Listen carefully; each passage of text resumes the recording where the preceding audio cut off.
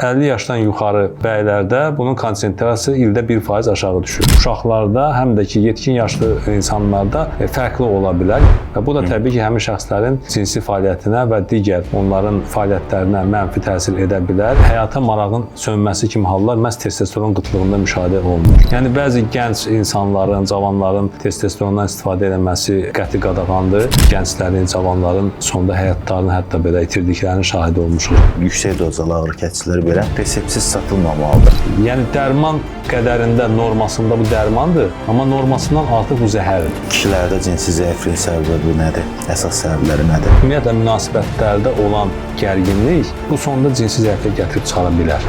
Orta yaşlı adamlarda da mən görürəm ki, telefona aludəçilik onların cinsi fəaliyyətin pozulmasına gətirib çıxardır. Yükünüz hər zaman daşına bilən olsun. 175 yük daşıma və evakuasiya xidməti. Badamlı, adı və dadı ilə təbii mineral süfrə suyu. Salam dostlar, hər vaxtınız xeyir olsun. Demə YouTube kanalında Sağlam Həyat layihəsi davam eləyir.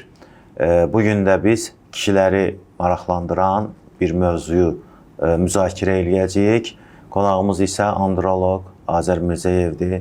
Azər bəy, xoş gəlmisiniz. Sizin bizim kanalda xeyli müsahibələriniz var. İnsanlar baxıb faydalanırlar. Bugün də istəyirəm biz testosteron hormonu və cinsi zəiflik haqqında biraz daha ətraflı, geniş məlumat verək istifadəçilərə. Çox sağ olun ki, dəvət eləmisiniz. Testosteron hormonu haqqında danışmaq həmişə maraqlıdır. Çünki bizim bu bəylər həmişə bu ilə maraqlanırlar, müəyyən suallar verirlər. Və bugün də bəzi suallara aydınlıq gətirərik inşallah. İnşallah. Ümumiyyətlə, testosteron hormonu nədir? Gəlin oradan başlayaq, xəbəri olmayanlar da bilsinlər. Bu hormon necə yaranır və nə üçün lazımdır? Ümumiyyətlə, testosteron hormonu kişilərin əsas hormonu desək, yanılmarıq. Yəni, belə deyək də, onların yanacağıdır. Yəni, biraz belə dırnaq arası səslənsə də, belə yəni ki, orqanizmdə olan kişilərin sidik cinsiyyət sisteminin bütün fəaliyyəti testosteron hormonu vasitəsilə regulə olunur. Bunu əsasən oğlan uşaqları yeniyetmə devrindən artıq hiss edirlər bu hormonun gücünü, onun fəaliyyətini. Yəni ki, ikincili cinsi əlamətlərin formalaşması, kişilərdə yəni ki, bığ, saqqal, cinsi fəaliyyətin aktivləşməsi, bunlar hamısı testosteron hormonunun fəaliyyəti ilə həyata keçirilir. Yəni ki, testosteron, belə deyək, tək cinsi fəaliyyət üçün yox, digər orqanların fəaliyyəti üçün də lazımlı bir orqandır. Bu, uşaq vaxtından başlayır olan uşaqlarında. Ta ki, o yeniyetmə devri, gənclik, cavanlıq və ümumiyyətlə, bütün həyatı boyu onları müşahidə edir. Və bu hormonun əsas funksiyası bütün həm əzələ kütləsinin, kişilərin əzələ kütləsinin formalaşması, eyni zamanda kişiyə xas olan bütün xüsusiyyətlərin formalaşması məhz testosteron fəaliyyəti ilə həyata keçirilir.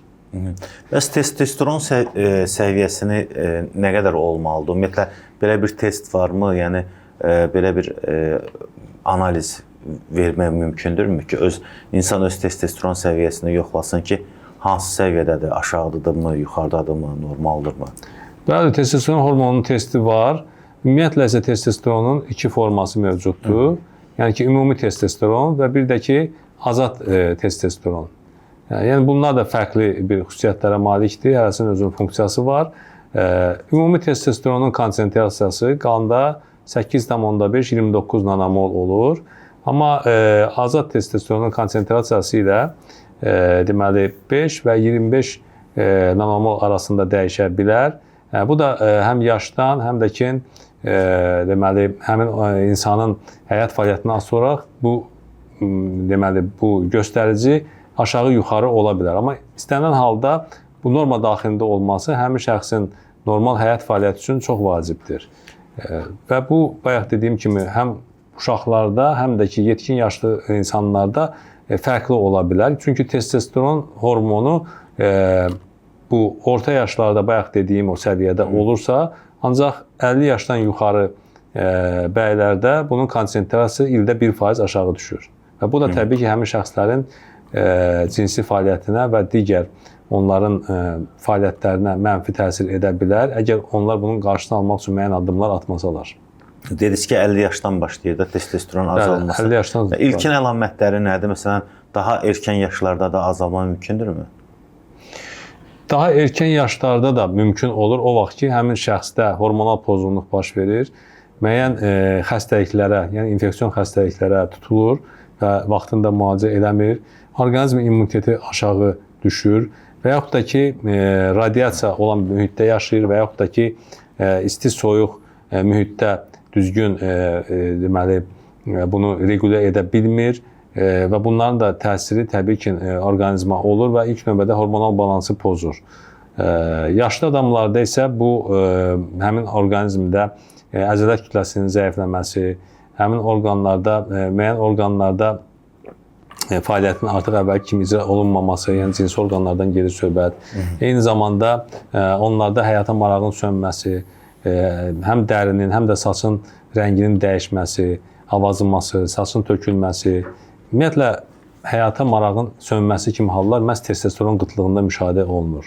Bu da təbii ki, dediyim kimi həm müəyyən xəstəliklərlə əlaqədar ola bilər, həm də ki, həmin şəxsin keçirdiyi həyat tərzi ilə əlaqədar ola bilər. Onda belə çıxır ki, təkcə cinsi istəyin azalması deyil, eyni zamanda digər sağlamlıq problemləri də yaradır da bu. Yəni təkcə kişilərdə cinsi istəyi azaltmır.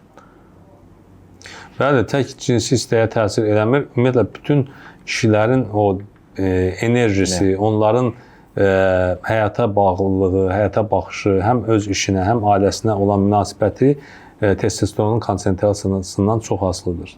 Bir də testosteron iynələri var, Azər həkim. Bunlar haqqında nə deyə bilərsiniz? Testosteron iynələri, bunlar adından da görsəndiyi kimi, yəni ki, bu süni iynələr, yəni ki, hansı ki, molekulalardır. Bunlar kəskin şəkildə testosteron aktivliyini qanda artıra bilər, əgər ondan istifadə olunsa və buna da xüsusi göstəriş olmalıdır. Yəni, bəzi gənc insanların, cavanların testosterondan istifadə edilməsi qəti qadağandır. Yəni, buna mütləq göstəriş olmalıdır. Ancaq çox təəssüf ki, biz bəzən görürük ki, müxtəlif məqsədlər üçün, məsəl üçün idmançılar əzələ kütləsini artırmaq üçün süni testosterondan istifadə edirlər. Bunun müxtəlif formaları var. Eləcə də digər anabolik hormonlardan istifadə edirlər. Bunlar olmaz. Bəzi, məsəl üçün, məhsullar, qida əlavələri var ki, bəli, onlar təbiidir, onlar normaldır, onlardan idmançılar istifadə edə bilərlər. Bu, məşqdən sonra və yaxud məşq vaxtı müəyyən deməli, qida əlavələri məşqçinin göstərişi ilə istifadə oluna bilər. Bu da təbii ki, əgər o məşqçinin müəyyən biliyi, savadı varsa, tibbi savadı varsa, bu da əgər lazımdırsa. Məşqçilərin adətən tibbi savadı olunmur axı, o da var da yəni. Ən azından bu həkimlə paralel işləməlidir də bu adam. Bəli, əgər o bir öz yetirməsinə və yaxud da ki, tələbəsinə hər hansı bir məhsulu, hər hansı bir dərmanı və yaxud qida əlavəsini məsləhət görürsə, təbii ki, dərmanı məsləhət görə bilməz, bunu həkim yazmalıdır reseptə. Amma qida əlavələri belədir ki, bunu belə açıq satışda da olur, apteklərdə də olur və yaxud da ki, özləri hətta internetlə də əldə edirlər bu məhsulları. Bu məhsullarla da biraz diqqətli olmaq lazımdır. Çünki onların tərkibində olan həmin o qida əlavələri, vitaminlər, mikroelementlər, bunlar da hesablanmış dəqiq, yəni ki, müəyyən bir nöqtəyə, belə deyək, hər hansı bir göstəriş əsasında təyin olunmalıdır. Ola bilər ki, o adama bəlkə o vitamin lazım deyil. Bəs bu Viagra tipli dərmanlar var da, cinsi istəyi artıran dərmanlar. Bunlarda testosteron hormonu varmı? Yoxsa bunlarda nə baş verir? Testosteron artır mı onda? Yoxsa ümumiyyətlə bu başqa bir şeydir? Ümumiyyətlə stimulyatorlar həm psixi, həm fizioloji, həm cinsi fəaliyyətə təsir edən dərmanlardır. Bunlar molekulalardır və bunlar kimyəvi tərkibə malikdir və onları da həkim göstərişi olmadan istifadə etmək olmaz. Baxmayaraq ki, bizim apteklərdə onlar açıq satışdadır. Ancaq çox vaxt biz o dərmanlardan istifadə edilən gənclərin, cavanların sonda həyatlarını hətta belə itirdiklərinin şahidi olmuşuq ki, onlar bu stimulyatorun köməyi ilə çalışırlar ki, öz performanslarını artırsınlar, cinsi fəaliyyətlərini lap maksimum həddə çatdırsınlar və nəticədə ürək-damar sistemi buna tab gətirə bilmir. Çünki qəbul edilən o bayaq dediyim sildenafil və o qəbuldan olan dərmanlar ki var, onların mən də adlarını çəkmək istəmirəm. Yəni ki, bunların hər biri orqanizmə daxil olduqda orada kəskin şəkildə testosteronun yox, orqanizmin özünün cinsi funksiyasını artırır. Yəni bu dərmanlar testosteronu artırmır. Onlar birbaşa mövcud testosteron belə deyək səviyyəsini oynadır da yerindən. Daha tez istifadə edir. Onlar süni şəkildə ereksiya yaradırlar. Yəni ki, ereksiya o deməkdir ki, cinsi orqana həddən artıq böyük kütlədə deməli qan gəlir. Bəli, bunu biraz kobud şəkildə izah edəcək. Yəni ki, orada bunun nəticəsində spontan ereksiya yaranır. Və yaranan spontan ereksiya nəticəsində həmin şəxs öz cinsi funksiyasını icra edir. Amma bir müddətdən sonra onun qəbul edilən dərmanın konsentrasiyası qanda qaldığına görə o uzun müddətli təsiri onun davam edir. Yəni bəzi preparatlarda bu 24 saat, bəzilərində 36 saata qədər davam edə bilər. Və həmin dövrdə ürək-damar sisteminin kəskin şəkildə işləməsi, yəni ki, onun normada məsəl üçün deyək ki, 80-90 əgər nəbz vurmalıdırsa, bu adamda 120-150 nəbz vurur. Bu bilirsiniz nə deməkdir? Eyni zamanda ürək çırpıntısı, bunlarda arterial təzyiqin qalxması, kimi hallar, digər mənfi hallar da müşahidə olunur ki, bəzən heç təcili yardım gəlib çata bilmir. Ona görə mən demək istəyirəm ki, bizim gənclər, orta yaşlı nəslin nümayəndələri bu dərmanlarla biraz ehtiyatlı olsunlar və belə ürəkləri istədik, getdik, aldıq, içdik və yaxud da ki, hansısa bir öz tərəf müqabilləri, belə deyək də, qarşı tərəfin istəyi ilə bunu eləmələri sonda onları acınacaqlı vəziyyətə sala bilər. Azər həkim, bax siz uzun müddətdir də Azərbaycan səhiyyəsindəsiz, Tibb Universitetində oxumusunuz və dünyadakı bir çox prosesləri bilirsiniz də. Mən bildiyimə görə hətta ağrı kəsicilər belə, yüksək dozalı ağrı kəsicilər belə reseptsiz satılmamalıdır. Sizin bayaq dediyiniz o Viagra tipli dərmanlar da reseptsiz satılır bugün apteklərdə.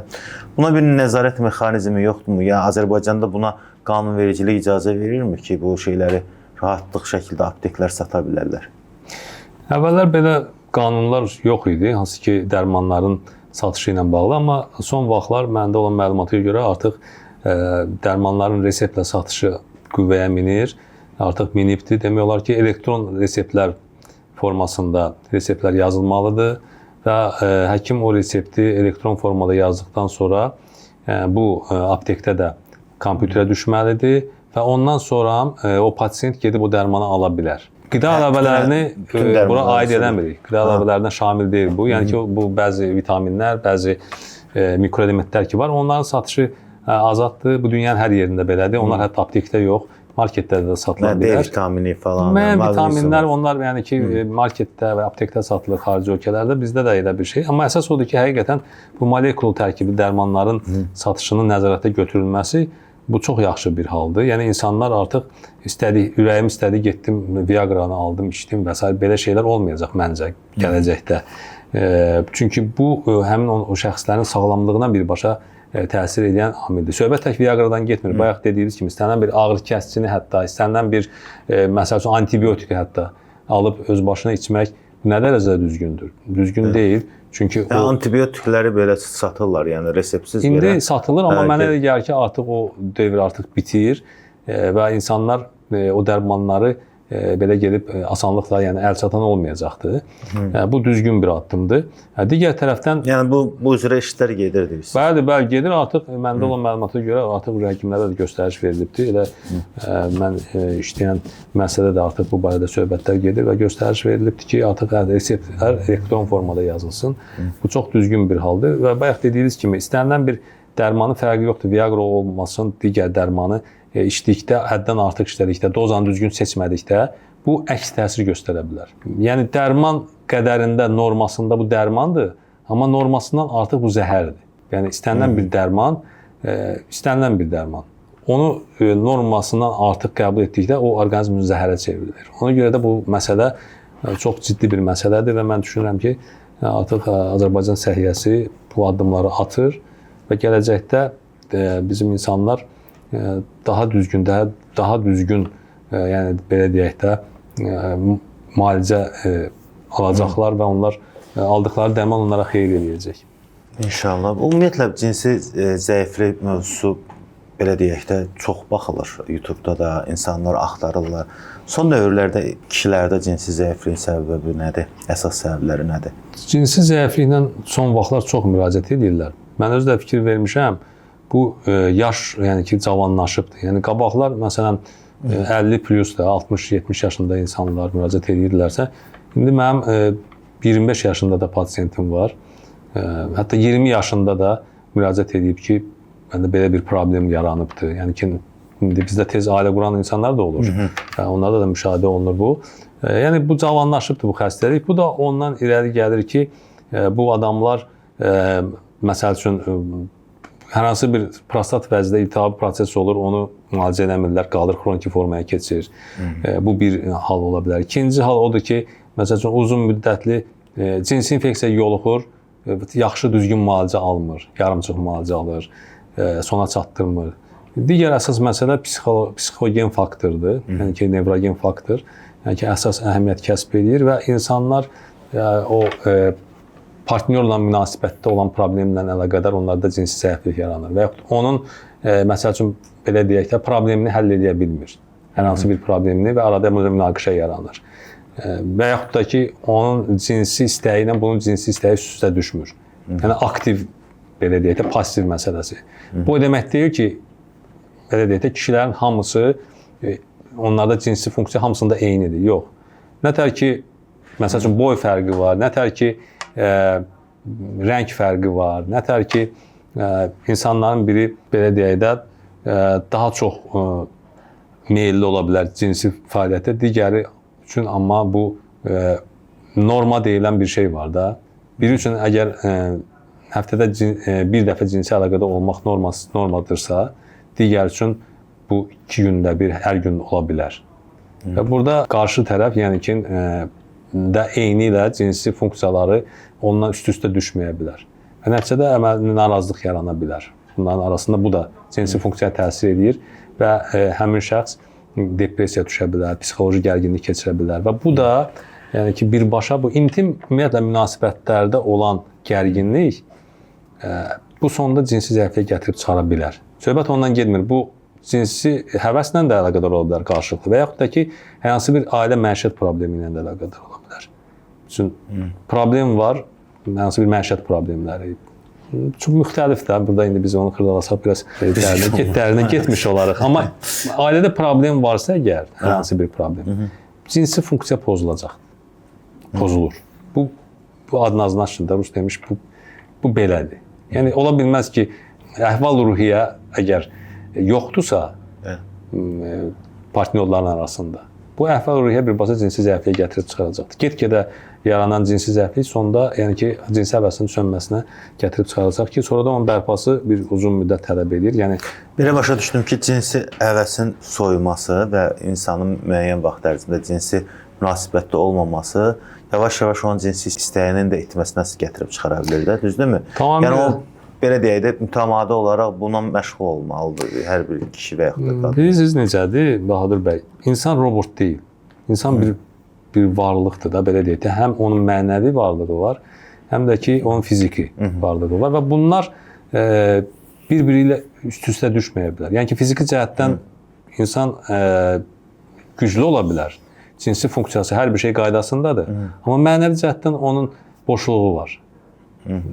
Ya ailəsində bir problem var, ya həyatında bir problem var. Və yaxud da ki, işində bir problem var.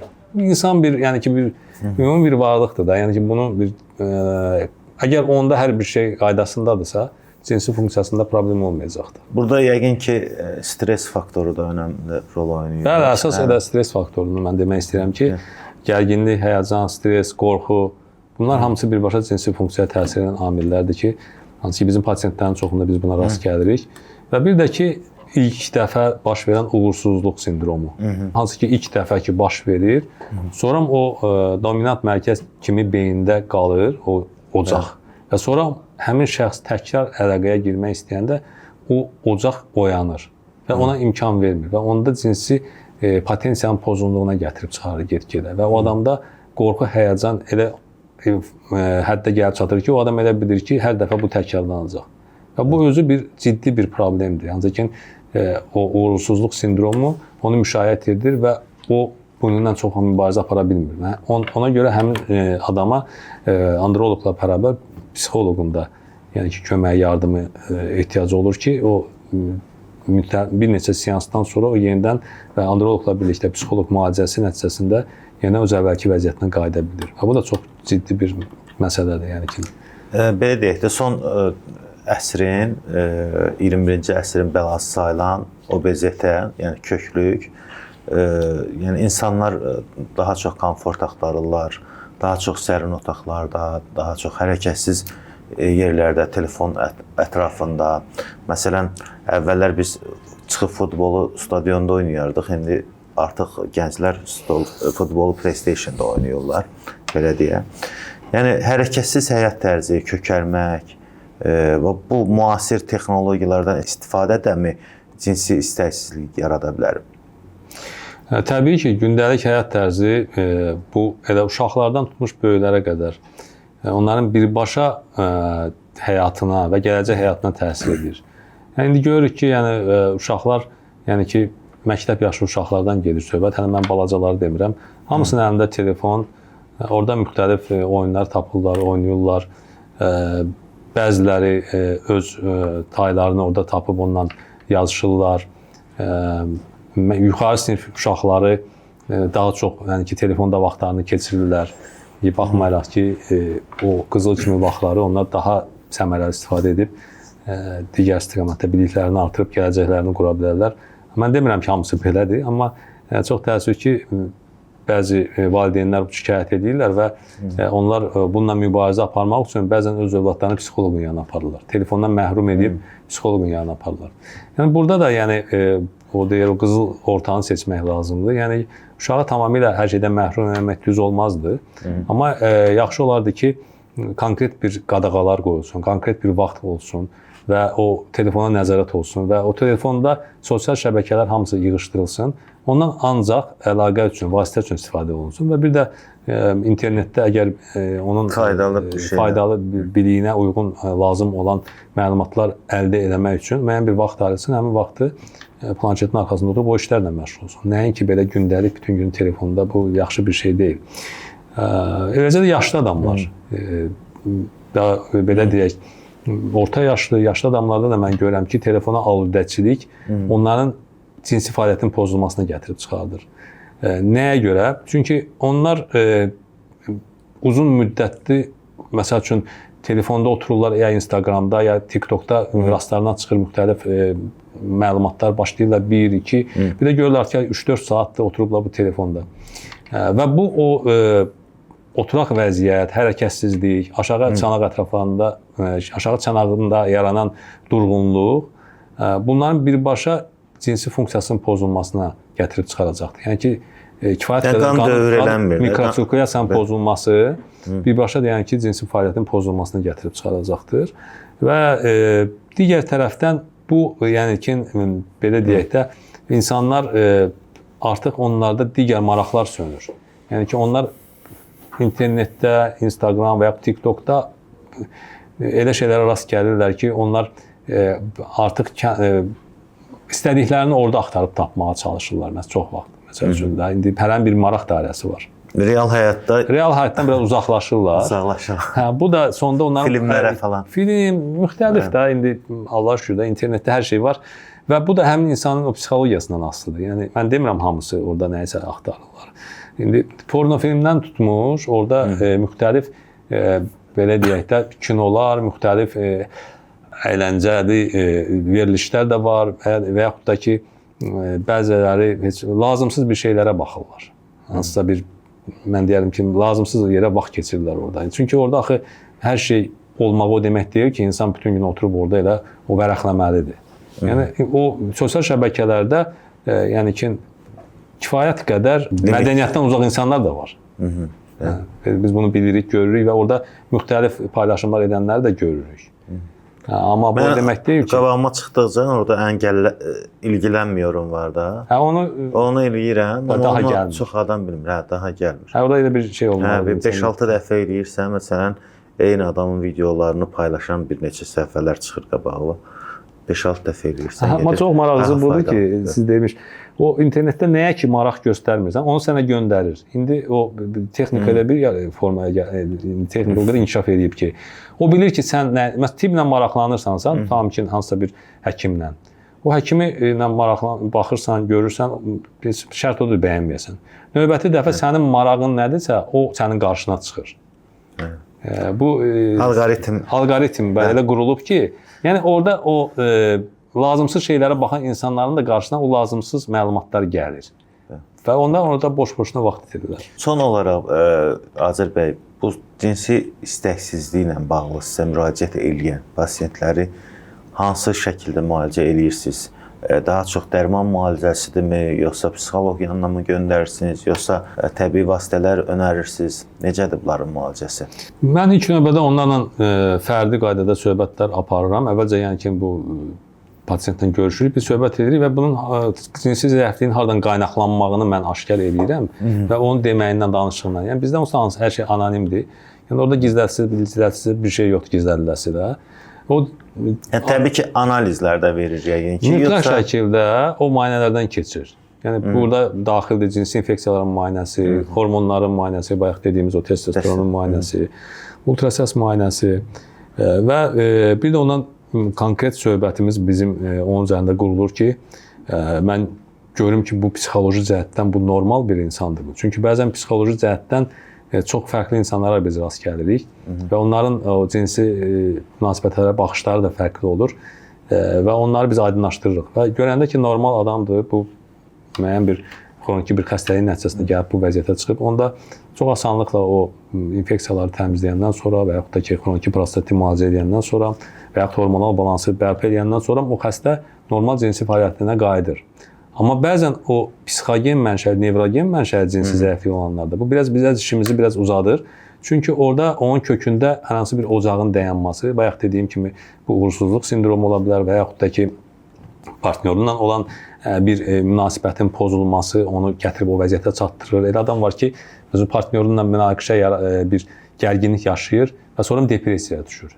Çünki uzun müddət bir yerdə yaşayıblar, bir yerdə olublar, sonra ayrılıblar müəyyən səbəblərə görə o adamlarda kəskin formada cinsi zəiflik yaranır. Özü etiraf edir ki, yox, mənim qabaqlar belə deyildim, hər şey əla idi, deyir, həyat rəngli çalarlardan ibarət idi. Amma sonradan o tamamilə qara bir mühitə düşür.